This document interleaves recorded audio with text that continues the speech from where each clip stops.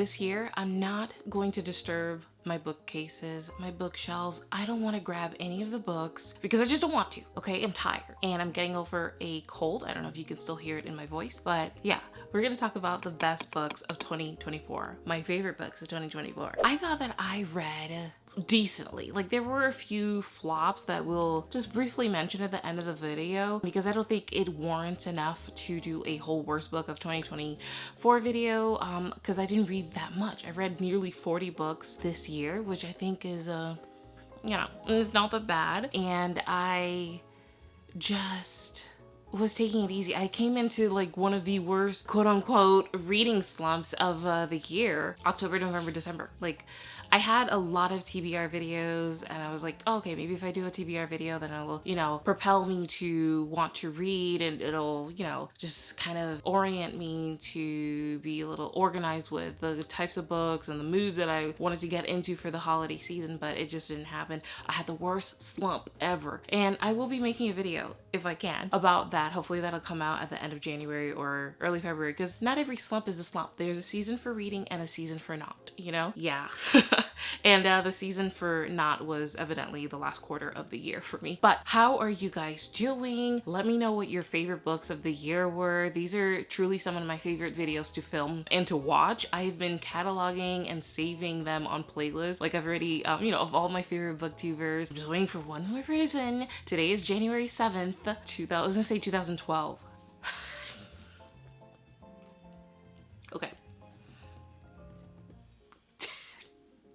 All right. Yeah, let's get started. Okay. Wow.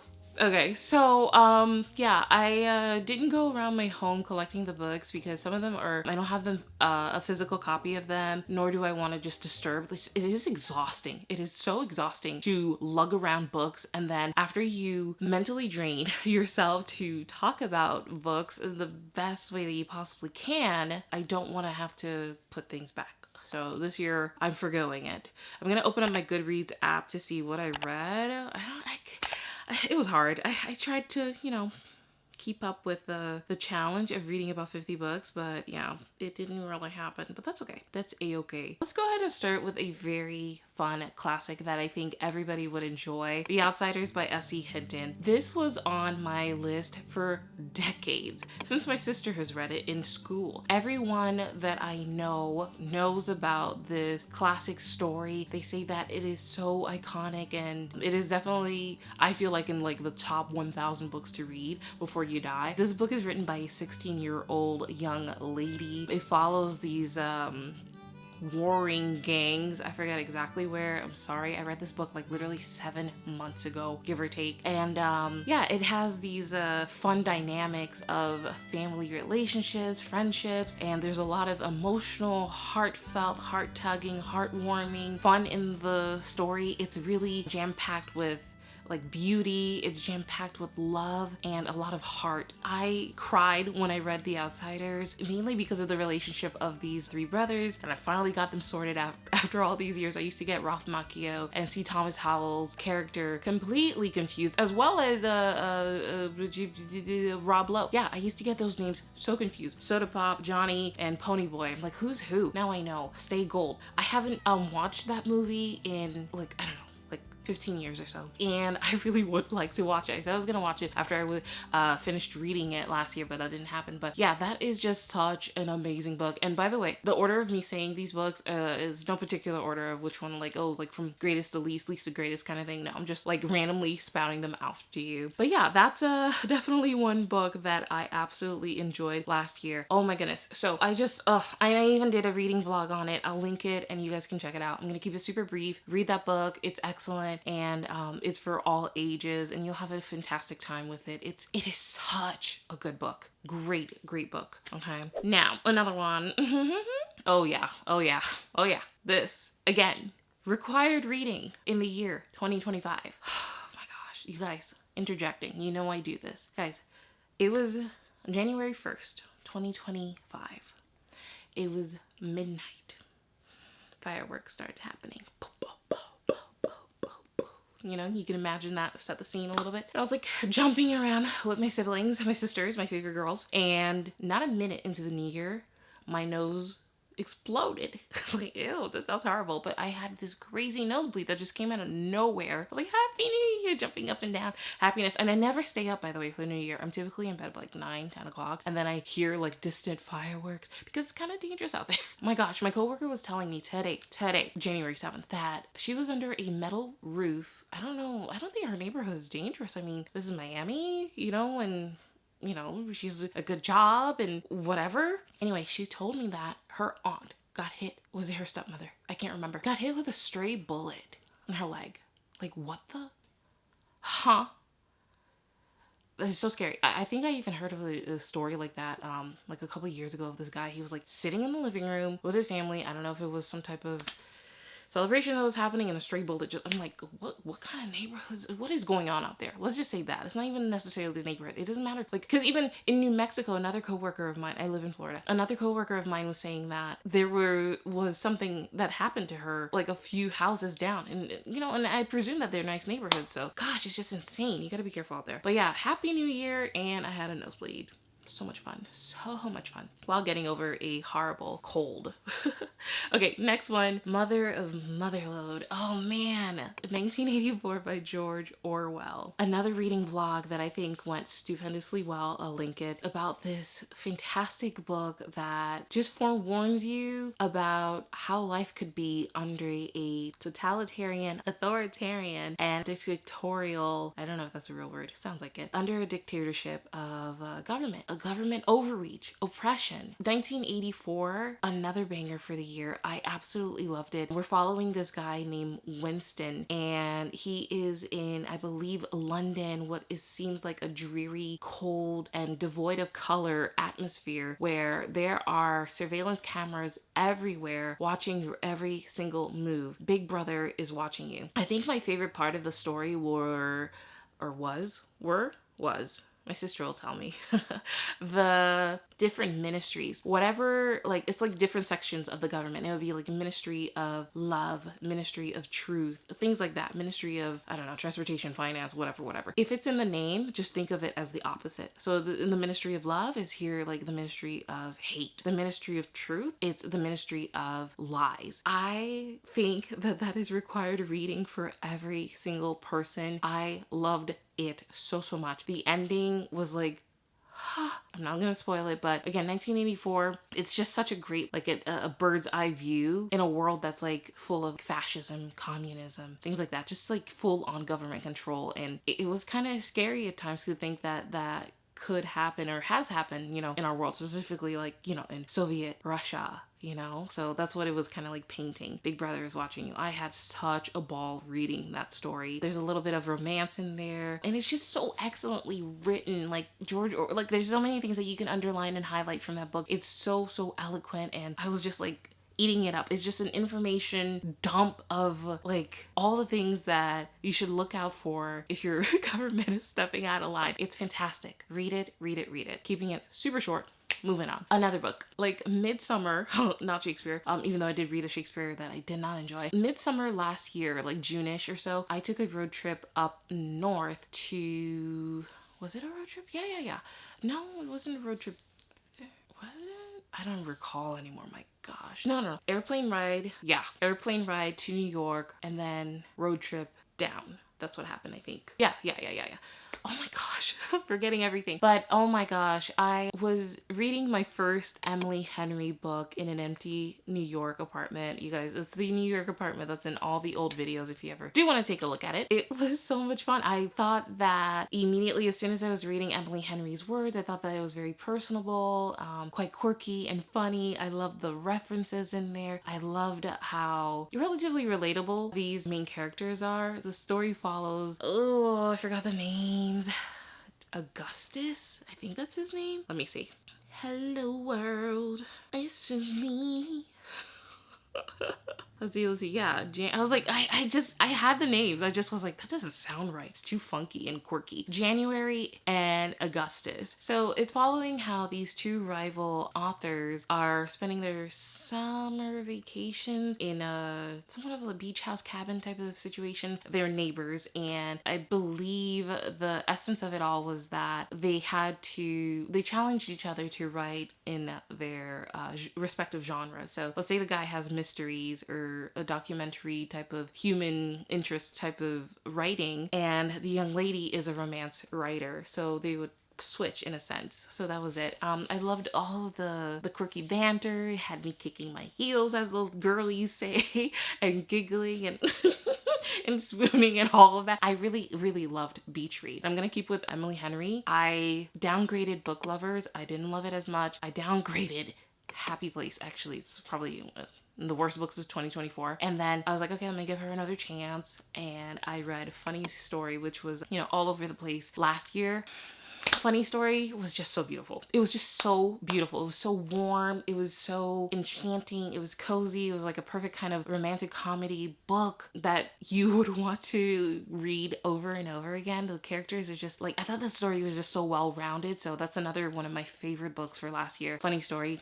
I will link again me talking about it in detail for, I believe it was my August wrap up. It was a lot of fun, and yeah, I just thought the banter was fantastic. I was like, okay, Emily, you are refining your craft, because I was gonna boot her out, especially after Happy Place. I was like, Happy People, because there were so many dang people in there. Ooh, horrible. But yeah, oh my gosh, Funny Story. Yeah, if you guys don't know about Funny Story, I'm sorry, I always forget to say just a little blip about what the heck it is. A lot of you guys should know what it is too. So Funny Story was about this lady named Daphne and the relationship that she kind of enters with this guy named Miles. It's basically, this is always the tricky part. It's always the tricky part. So Daphne, she's engaged. I was gonna say she's fiancéed. She's engaged to this guy named Peter. Peter has a best friend named Petra. I think that's it. I'm like making up things. Petra. Yeah. My memory's still here. So Peter, his best friend is Petra, a woman that he, I suppose, used to date, and she's a lady. She's a lady friend. And Petra, her boyfriend is Miles. So I hope that makes sense.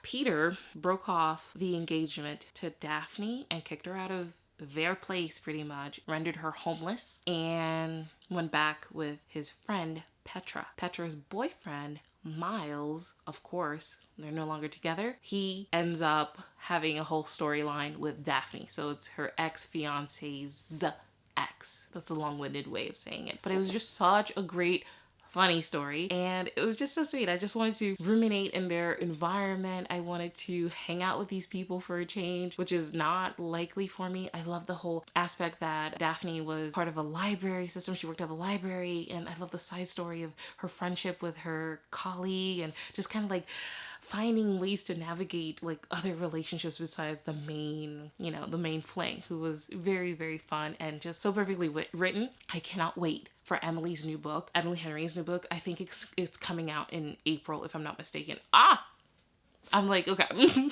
like you see me smiling. I actually will be purchasing a Funny Story to add to my own collection. Book lovers, I'm gonna give it another chance. Happy Place, hell no.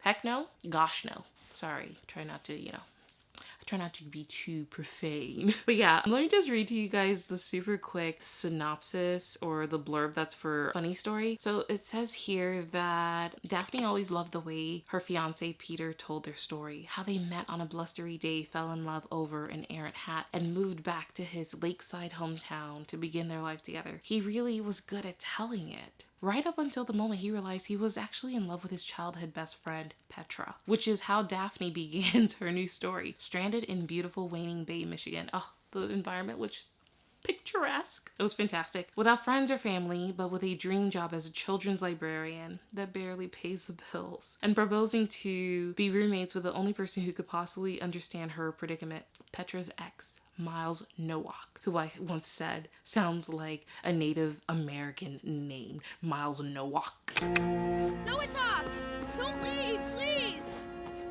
Noah. I love that. No talk. Okay, sorry. I love Avatar. Okay, scruffy and chaotic. Yeah. Scruffy and chaotic with a penchant for taking solace in the sounds of heartbreak love ballads. That's another thing that I just so love about Emily Henry. The little music references that she places throughout her entire her novels. It's just so much fun. Anyway, yeah, so yeah, they just kind of console and confide in each other, and yeah, it wasn't annoying at all. I loved it. I loved it. Like, one of my favorite romances of the year. And then another one that just was like, oh my gosh, I'm having the best summer ever. I read it again during the summer. It was called Just for the Summer by Abby Jimenez. First book I ever read from her. Just swoon. I hear that Abby Jimenez constantly has a little bit of a, I wouldn't say preachy, but like a PSA, a public safety announcement. I think that's what the PSA stands for. Anyway, it's like talking to the audience with the edge of like, oh, this is the underlying thing that you should look out for, like mental health and this, that. Like, these are the steps that you can take to mitigate this and that, you know? So she has like somewhat of a preachy type of self-helpy way of bringing about her work, but I thought that it was quite well done in this book, Just for the Summer. Oh man, once again, I was just transported. I think that's my favorite thing. If you can make me see these characters come alive in my head as I'm listening to the audiobook and as I'm reading the book, you've done your job. It's engaging, it's so much fun, and it's just so like well done. Oh my gosh. Just for the Summer. I think that might be a song from Demi Lovato. I don't know. Just for the summer, cool for the summer. Okay, so yeah, so basically it says here that Justin has a curse, and thanks to a Reddit thread, it's now all over the internet. Every woman he dates goes on to find their soulmate the second they break up. When a woman slides into his DMs, direct messages, with the same problem, they come up with a plan. They'll date each other and break up, so that way they can cancel out each other's curse. This girl, I think she's like Emma, she's like a nurse, and she comes along with her friend to this really isolated island that's kind of like in the middle of a lake next to this mansion in, again, I think Minnesota, if I believe. So she basically comes to this, like, she's like a travel nurse, so she comes over to this just gorgeous lakeside cabin cottage type of home with her friend and colleague. And so for the summer, she's gonna date this guy to see if they can, because she's like, oh, you know, I kind of have this predicament as well, where it's like, oh my gosh, whoever I date, they go on to find their true love too. So maybe if we date each other, we'll cancel this thing out. Like, let's give it a try. And of course, they're gonna fall in love. And once again, Abby Jimenez, she knows how to be very multi-layered. She adds a lot of depth, in my opinion, to her work. And I just thought that I was like, oh my gosh, this isn't just some flighty little romance. Because I did read a few flighty little romances that didn't have much substance to them. They were fine for like being like a vanilla type of thing. But this was just, it was unmatched. I thought it was so much fun. And again, she has another story coming out, another novel. I don't know if it's Big Beautiful Life. Maybe that might be the Emily Henry book. Let's find out really quickly while we're here. Emily Henry. So Emily Henry, her book is going to be Great Big Beautiful Life. And then Abby Jimenez. So her book, Jimenez's book, is going to be, yes, Say You'll Remember Me. We're still on Just for the Summer. So yeah, as I said, she comes over, this travel nurse. She's there to help out this other guy, get rid of a curse of finding your true love kind of situation. And they end up together, of course. And there's a lot of quirk, a lot of story, a lot of like the two characters. I loved it so much. There are problematic parents in both of these stories. Funny story and Just for the Summer. Just sweet romances that I think would really pique people's interest if you wanted to read like more of a modern romance compared to like a Nicholas Sparks. If you wanted to get into something that's like really fresh and new, I think those would be a great starting point. They're like they were relatively clean. I like that. They're pretty clean to some degree. Okay, back to Goodreads. I'm just scrolling, trying to see. Right. There's not much that I can say because so many people say these things so eloquently about this book, but another banger, another classic, Lord of the Flies. My name's William Golding, and I wrote this book, Lord of the Flies, in I think it was either 1953 or 1954. There have been a great many things said about how it came to be written, and I don't know whether any of them are true or not.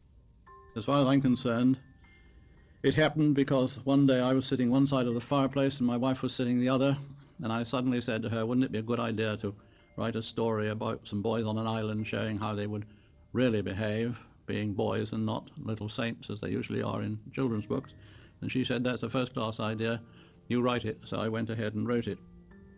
when girls say to me, and very reasonably, why isn't it a bunch of girls, and why did you write this about a bunch of boys?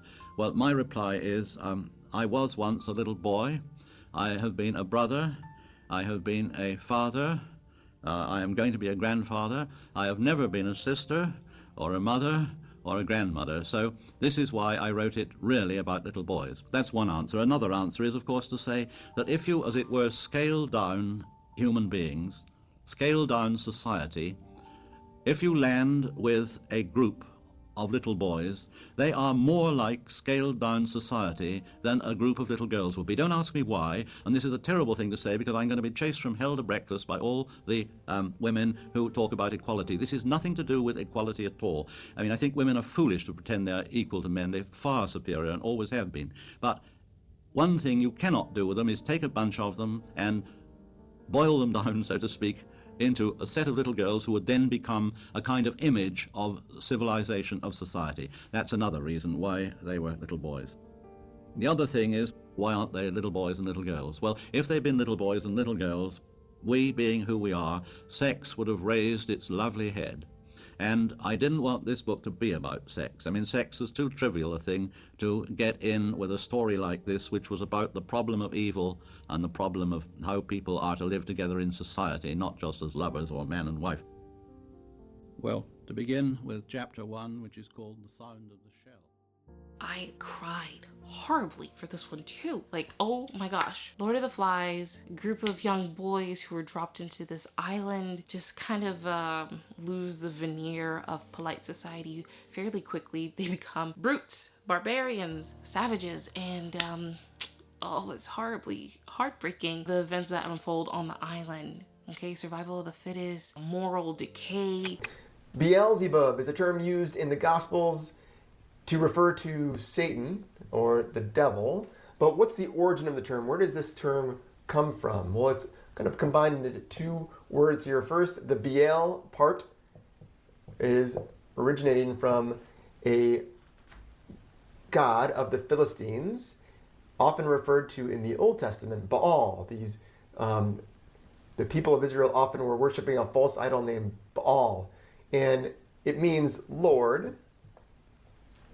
And the second part of the word, zebub, means flies.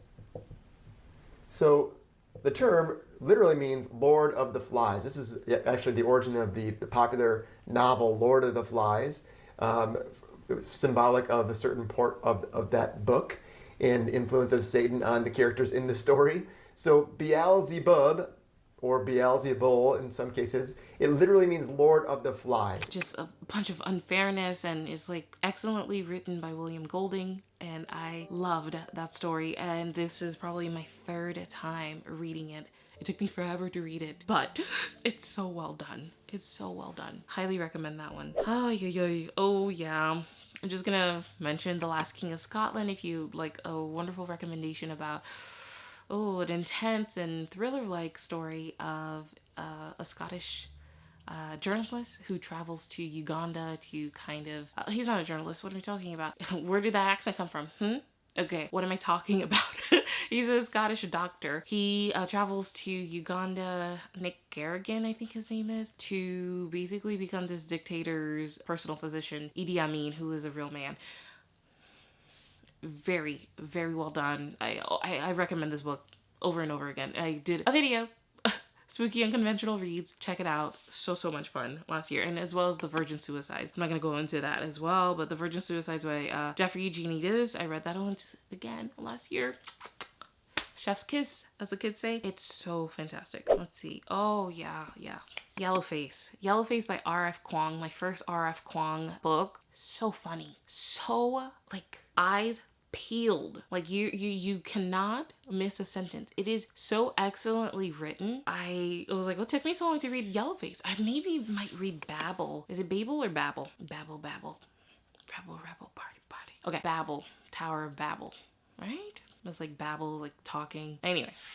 So R.F. Kuang's Yellowface. Oh, what a fun book. In essence, this pathetic, this pathetic author witnesses a horrible and yet funny, I read it to my sister, the scene where this person dies. It was a funny death. Okay, I'm sorry, but it was funny. A horrible death and of another author. So an author witnesses their friend's death. So she witnesses her friend's death and her work was not that great. The person who died was very like lauded, very praised and prolific and had money and status a little bit and just was like a literary success. Okay. And what she does when the girl died, she goes and grabs her unfinished or her finished manuscript of this like crazy Asian focused war story, historical, I think it might have been a historical fiction war story, and she passes it off on as her own. So like think of like blackface, so yellow face, right? And the entire novel, she's like tormented with like the ghost of this author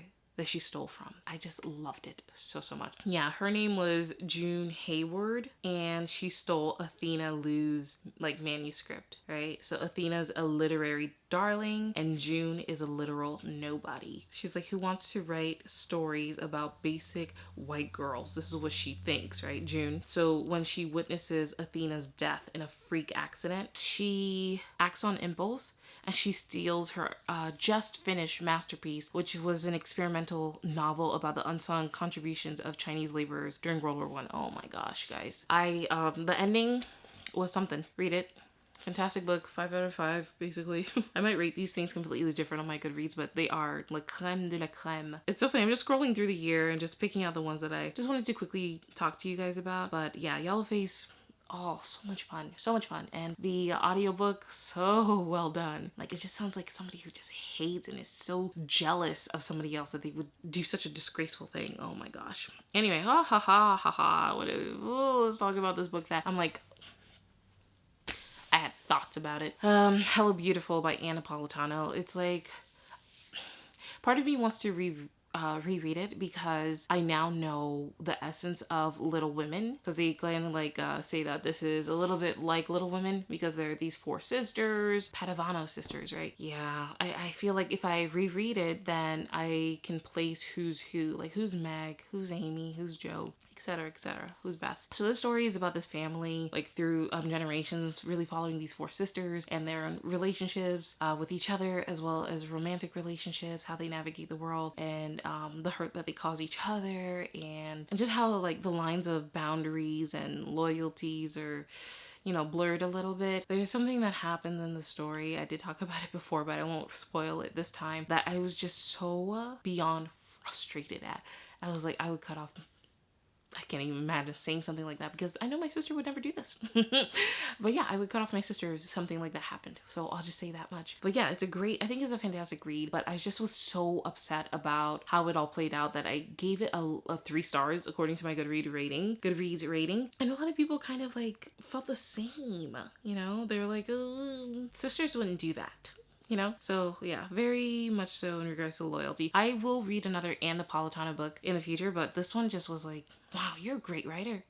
Like, something about it was just so, like, everyday slice of life, like, just so well written, the different perspectives, the different voices that this author gave, and I was like, okay, I would love to read other works of yours, but this story is not fun. This is not a good time, and I was just getting so frustrated beyond measure. Oh, I'm skipping over the do-over.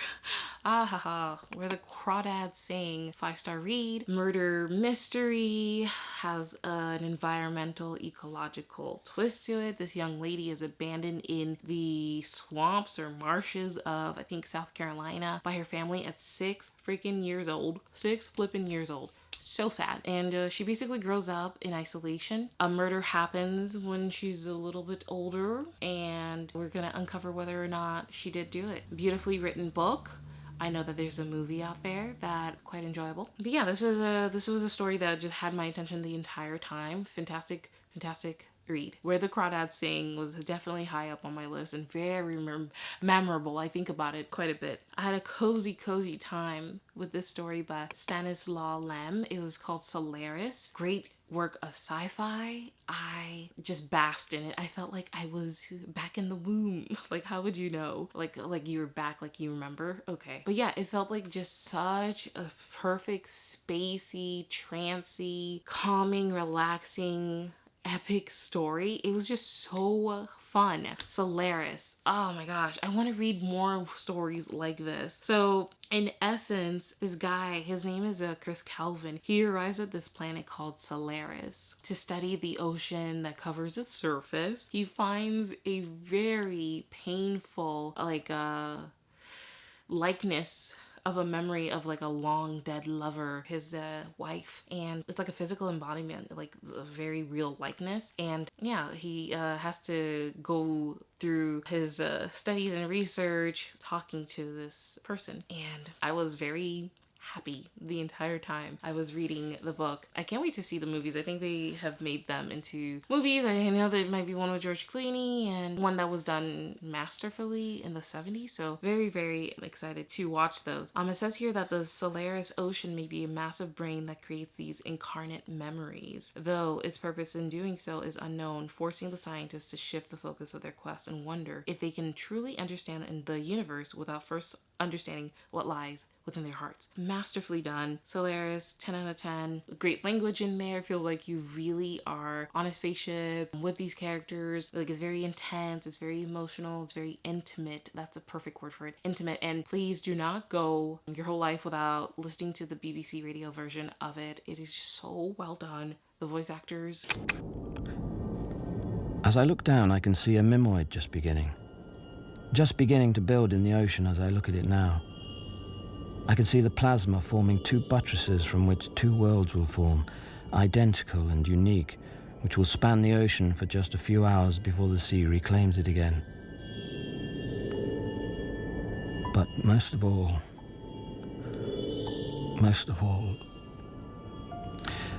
no. I'll start with the landing. Of course, the landing. Already my memory shifts and erases, and even now attempts to create an ordered reason for everything. The landing. There was no answer. Prometheus to Station Solaris. Prometheus to Station Solaris. Come in, please. Prometheus to Station Solaris. Station Solaris. Adjust course.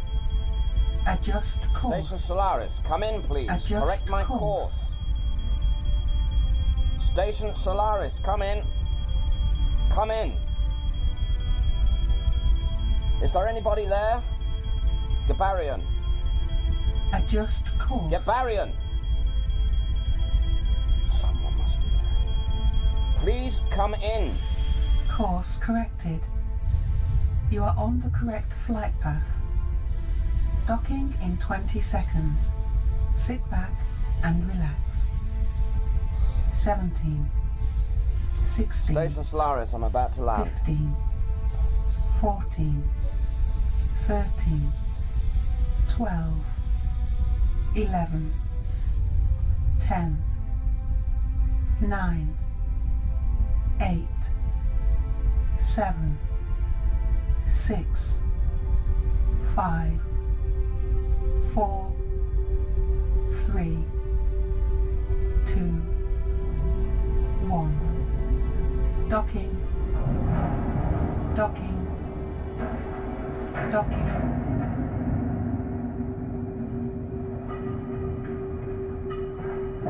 You have arrived. Welcome to Station Solaris.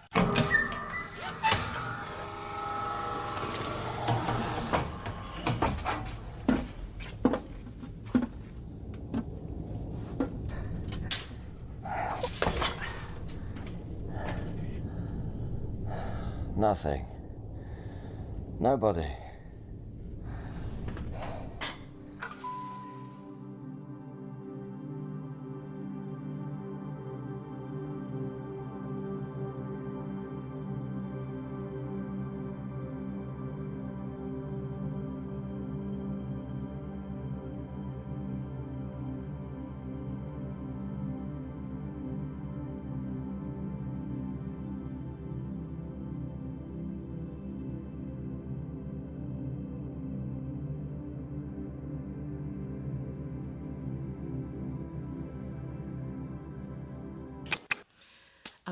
amazing.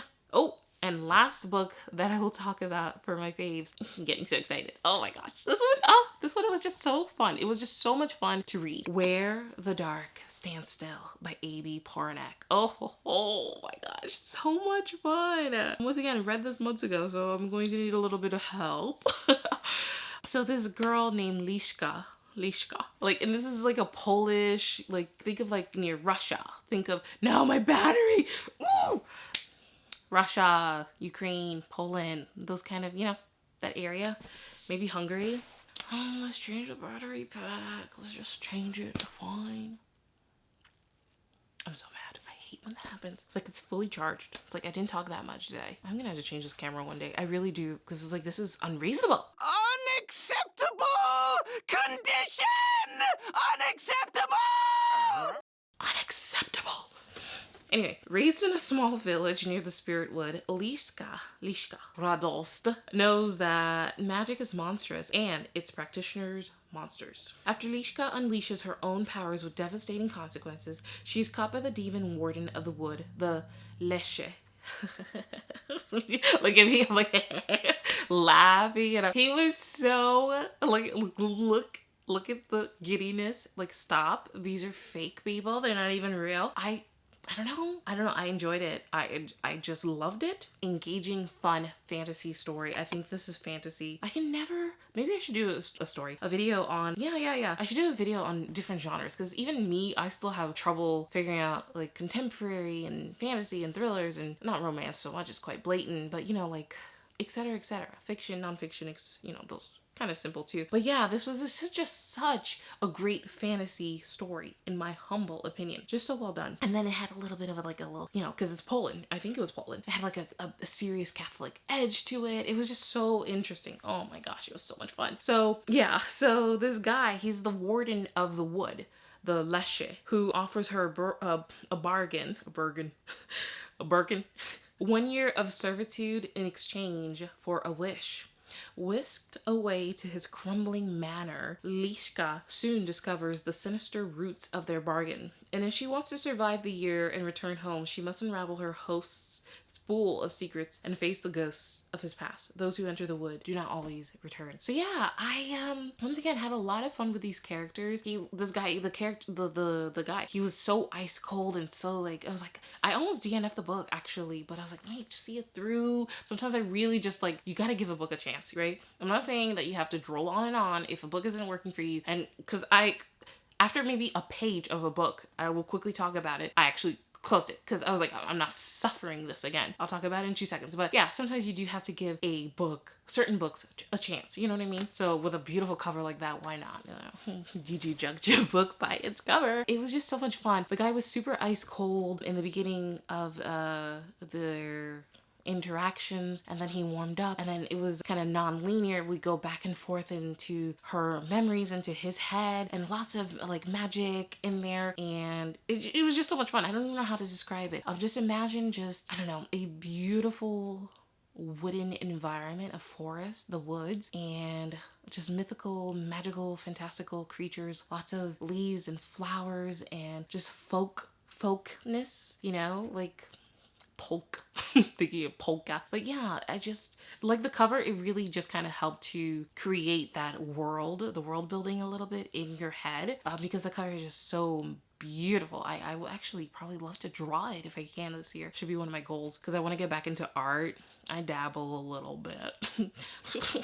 Okay. The characters, they had their moments. I love the conflict within the story. I don't want to give it away again. And the mystery aspect of it, it kind of had you, by the throat. It had you wondering and guessing how everything would twist and turn for me, because I never typically read stories like this. And I thought it was such a great palate cleanser, and it was so different from what I typically read, which are I feel like contemporary fiction. I typically read Americana contemporary fiction. That's where I'm comfortable. Imagine an 11th grade, 10th grade, just think of high school English pretty much. That's where I'm comfortable as far as storytelling. Not that grade level You know, I'm reading hello, Les Miserables, Moby Dick, Notre Dame de Paris by Victor Hugo, Count of Monte Cristo, things like that. That's definitely a little bit more high level. The Silmarillion possibly maybe soon, which I hear is a super difficult book, but the place that I'm comfortable in, like A Farewell to Arms, Ernest Hemingway, that you know, those are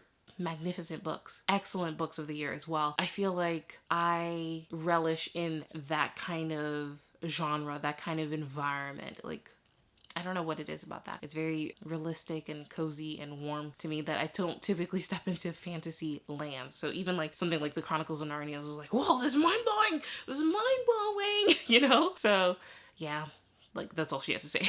So yeah, I just, had a lot of fun with fantasy, and I kind of hope that, you know, she has other books that are just as good. Quick honorable mentions. Accidentally Amy by Lynn Painter, fun, sweet, vanilla romance. The Do-Over by Lynn Painter, fun, sweet, vanilla romance. Has a Groundhog's Day kind of feel. Okay, so you think you're caught in some kind of what again? Time loop. Hot sauce. What? Coffee black and some hot sauce for the whoops. Nice reflexes. I knew it was gonna happen, Dean. I know everything that's gonna happen. You don't know everything. Yeah, I do. Yeah, right. Nice guess. It wasn't a guess. Right, you're a mind reader. Cut it out, Sam. Sam? You think you're being funny, but you're being really, really childish. Sam Winchester wears makeup. Sam Winchester cries his way through sex. Enough! Randy the cashier, he's skimming from the register. Judge Myers, at night, he puts on a furry bunny outfit. Over there, that's Kel. He's gonna rob Tony the mechanic on the way home. What's your point? My point is, I've lived through every possible Tuesday, and then I wake up, and then it's Tuesday again. Dog. Where's my dang keys? Where's my dang keys?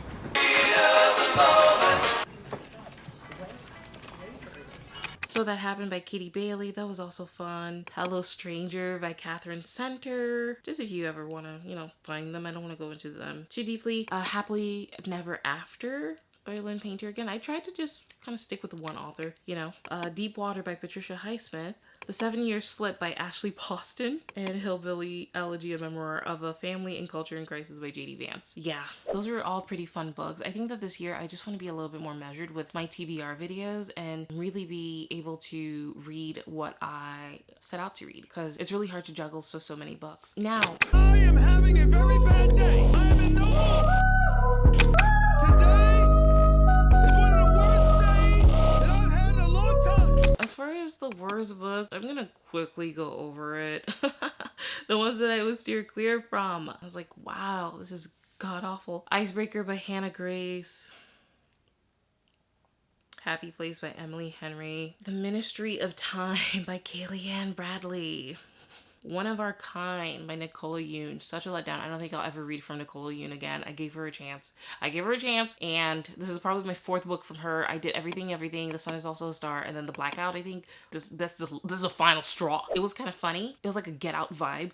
One of Our Kind, but like... Oh, Our Souls at Night by Kent Haroff. It was a big, fat snore fest. And there was another book. Dang it. Oh, you see, I couldn't put it on here because I DNF'd it. That's right. You don't typically put things on your Goodreads if you DNF it. Oh man, what is it called? God, it was just so horrible. Like, I read like the first page of it and I was like, no. I don't want to waste my time with that, you know? It was so bad. I was like, I can't stomach this, because I was like reading One of Our Kind or whatever it's called from Nicole Yoon, and then I dove into this particular book and I was like, okay, I can't stomach this anymore. Like, I can't take it. Where is it? There it is. Between Friends and Lovers by Charlene Abuobi. Sound like an African name. Like, oh, fun cover, but like it just did not grasp me at the first like page and a half or so. I was like, I can't. Anyway, those are my favorite books and some of the ones that I really just did not enjoy this year. I think 2024 was a magnanimous year of reading. I hope to read close to 50 books. That's typically what I like to place my goal at for the year. and I'm hoping I can tackle it, but it's supposed to be just a fun hobby. Why I do this is to make myself uncomfortable, to challenge myself so they can speak to people and interact with everyone, which I love. That's my favorite part of doing YouTube and booktube. Yeah, this year we're just gonna try to keep it super light, 50 books, read things that we really love. The one insight that I can give you for this year, I am hoping to read my first, oh no, you see, doesn't even know. That's sad. I was gonna say, is it Tolstoy? How you doing, Toy Store? What did you call me? Toy Store. Your name is Disher, Dish, Plate, Play-Doh, Play-Doh. And where do you buy Play-Doh? Toy Store. That's what I'm talking about. Or Dostoevsky. Dostoevsky. Toy Story. Oh my gosh. I don't know, Crime and Punishment. The person who wrote Crime and Punishment. I think it's Leo Tolstoy, right? It should be. Let me see. Crime and Punishment. Oh, just take me to the gulag right now. It's Fyodor Dostoevsky, Crime and Punishment. Very long book. That's one of my big book goals for the year. And maybe I might dabble into The Lord of the Rings. Okay, guys, I've been yammering on for a minute. I hope this video is not far too long. I appreciate you guys so much for being here. Happy New Year. Welcome to 2025. I'm so excited for this year, and I'm so happy to have you guys here with me. We're gonna announce different things for the book club. I want to be a little bit more active over there for the coming months. We try to read a book every other month, you know? So we're gonna do one for February, one for April, one for, you know, so on and so forth. If you guys have any ideas for the books that you might want to read for February, please let me know. I think in April we're gonna have to do Abby. We're gonna have to do Abby Jimenez or Emily Henry. Oh, people are gonna go crazy.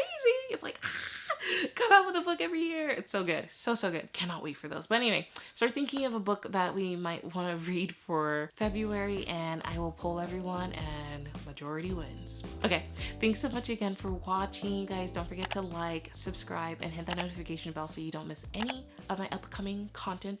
And I will see you in my next video. Bye.